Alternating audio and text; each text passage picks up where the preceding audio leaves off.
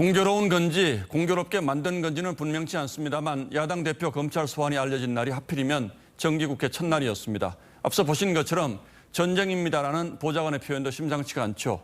자, 한송원 기자, 이재명 대표 검찰 소환 소식이 취재진의 카메라에 포착이 된 거잖아요. 고의적인 노출 아니냐 이런 얘기가 있는데 그런 해석이 왜 나오고 있습니까? 네, 이 이재명 대표의 그 검찰 소환 통보 사실을 그 텔레그램 메시지로 알린 사람은 이 대표의 성남시장 시절부터 최측근으로 꼽히던 김현지 보좌관입니다. 예. 이 다급한 것처럼 의원님 출석 요구서가 방금 왔습니다. 전쟁입니다라는 내용을 보냈는데요. 이 저희 취재진이 확인을 해보니까 검찰이 이 대표 측의 소환을 통보한 건 오늘이 아니라 어제였습니다. 예. 그렇다 보니 그 이 대표나 소환 소식을 보고한 김 보좌관이나 이 소환 통보 사실을 이미 알고 있었을 가능성이 큰 건데요. 그렇게 되다 보니 이 대표가 정기국회 시작하는 날에 검찰 소환 통보 사실을 외부에 공개를 하면서 정치보복 프레임으로 대여 협상의 주도권을 잡겠다는 전략 아니냐 이런 해석이 나오는 겁니다. 그러니까 이재명 의원실에서 어제 확인한 건지 오늘 확인한 건지는 분명치 않습니다만 어쨌든 저희 취재로는 검찰이 소환 통보를 한 건 최소한 어제였으니까 이게 어제 알고 있었을 수도 있다 이런 의심을 사고 있다 이런 거죠. 네, 맞습니다. 서울중앙지검과 성남지청에서 각각 소환 통보를 했는데 하루에 다 같이 수사를 하는 겁니까? 네, 맞습니다. 이 조사 장소는 서울중앙지검이고요. 예. 백현동과 관련한 허위 발언을 수사하는 성남지청 검사가 중앙지검에 와서 함께 조사를 할 것으로 보입니다. 이 검찰 관계자는 이 대표에 대한 소환 통보와 중앙지검 출석 요구에 대해 이 해명 기회, 방어권 기회를 주고 중복, 반복 소환을 막기 위해서다 이렇게 설명을 했습니다. 검찰로서는 배려했다는 뜻이군요. 그런데 전쟁이라고 했는데 정말로 6일 날 이재명 대표가 검찰 소환에 응할까요?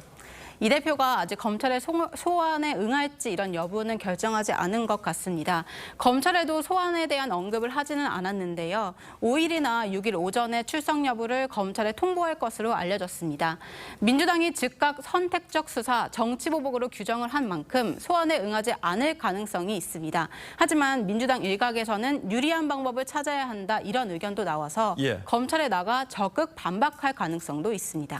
자, 소환 내용을 보면 지난 대선 당시 사실과 다른 얘기를 했다 이제 이런 건데 혐의론만 보면 이 정도 혐의로 야당 대표를 그것도 정기국회 중에 꼭 불러서 조사해야 할까라는 의심이 있는 것도 사실입니다. 이건 이례적인 일입니까?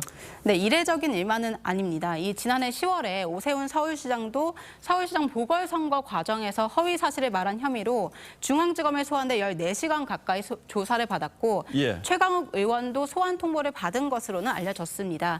특히 이재명 대표의 허위 사실 공표 혐의의 공소시효는 오는 9일 0시로 이제 일주일밖에 남지가 않았는데요. 그렇다 보니 이 대표가 나오지 않으면 검찰로서는 직접 조사 없이 수사를 마무리할 수밖에 없는 상황입니다. 그렇게 되면 이제 조사 없이 바로 기소할 가능성도 있습니다. 자, 만약에 기소가 되면요. 이번 민주당 경선 과정에서 논란이 됐던 당헌 80조 있지 않습니까? 이게 바로 적용이 됩니까? 기소가 되더라도 이 당헌 80조는 적용이 되지 않을 가능성이 큽니다. 당헌 80조 1항을 보면 뇌물과 불법 정치자금 수수와 같은 부정부패와 관련된 혐의로 기소될 경우 직무를 정지한다고 되어 있습니다. 예. 이번 사안은 허위사실 공표로 인한 공직선거법 위반인 만큼 경우가 다르다 이런 것이 이제 민주당의 설명입니다. 만약 검찰이 주장하는 혐의가 다 입증이 된다면 처벌은 얼마나 받게 될까요?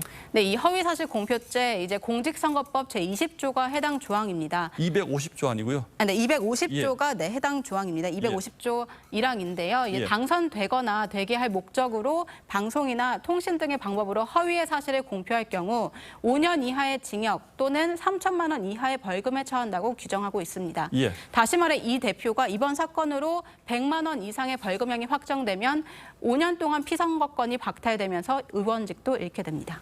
자, 수사받는 상황을 전쟁이라고 규정을 한 것이 어떤 의도인지 아마 국민들은 판단을 하실 겁니다. 예, 한송원 기자 잘 들었습니다.